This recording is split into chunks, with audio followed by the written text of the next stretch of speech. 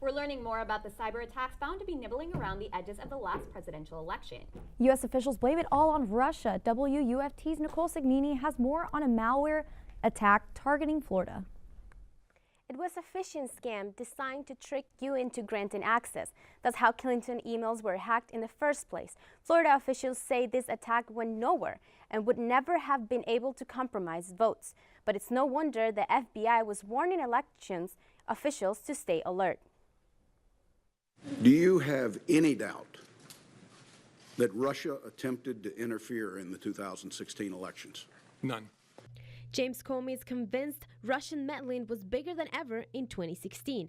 When he was still FBI director, he warned of hackers targeting state voter registration databases. NBC News says the Illinois list was hacked but not changed, and Arizona had to take down its online registration to remove malware. A new document from the leak blame on an NSA contractor suggests Russia targeted Florida in the week before the elections. A phishing scam meant to look like an email from a vendor was sent to county election offices.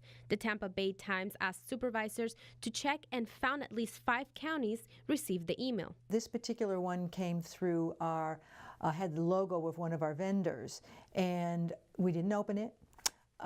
There was no hacking. Nobody had any issues with it as far as like getting into the system. Clay County tells us their antivirus system put it in quarantine. Pasco County says its staff knew not to click on the attachment. It was never an issue. It in no way impacted the election administration whatsoever.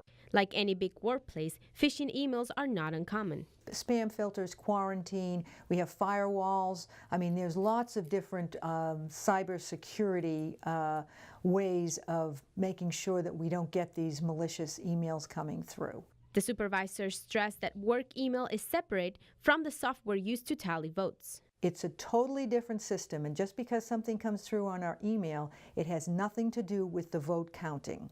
And so the tabulation equipment is always physically locked up and such, and also it is never connected to the internet.